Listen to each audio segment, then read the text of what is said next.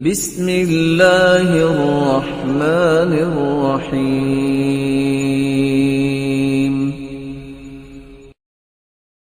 اس کو الولا والبرا کا عقیدہ آنا چاہیے جس کو سورہ فاتحہ میں اللہ نے بیان کیا ہے، غیر المغضوب علیہم ولا الضالین۔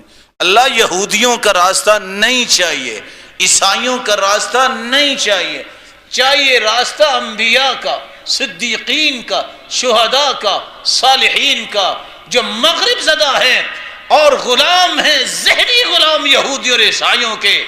ان کو یہ سمجھ آنی چاہیے تمہارا ایمان پورا ہی نہیں ہوگا جب تک یہ عقیدہ نہیں بناؤ گے جو قرآن نے پیش کیا ہے۔ لا تجد قوما یؤمنون باللہ والیوم الآخر یوادون من حاد اللہ ورسولہ۔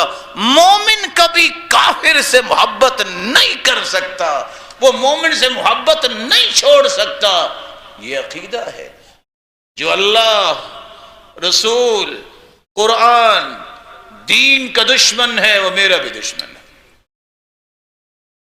جو اللہ اور اس کے رسول اور صحابہ اور دین اور قرآن سے محبت کرتا ہے میری اس سے محبت ہے، کیونکہ مومن ہے۔ یہ ہے عقیدہ الولا والبرا۔ اور آج کتنے گماشتے فکری پھر رہے ہیں، وہ کہتے ہیں جی بڑا سکون ہے مغرب میں، ان کو علم میں لانا چاہیے، ان کی تجارت ہے، وہ ان کے علم میں ہونا چاہیے کہ مسلمان گناہ بھی ہیں، کمی کوتاہی بھی ہے، لیکن کافر اس کے مقابلے میں نہیں آ سکتا۔ دین کی بات کو سمجھیے۔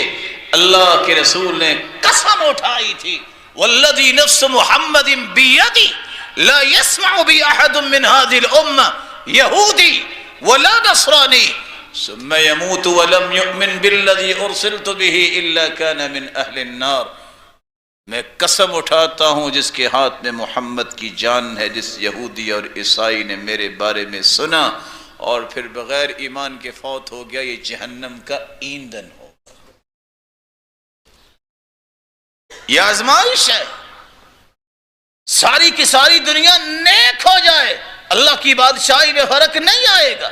ساری کی ساری دنیا فاجر ہو جائے، میں حدیث قدسی کا ترجمہ کر رہا ہوں، اللہ کی بادشاہی میں کوئی کمی نہیں آئے گی۔ تو آزمائش ہے۔ میں اور آپ محتاج ہیں اللہ تعالیٰ کے، اللہ تو محتاج نہیں، اللہ محتاج نہیں۔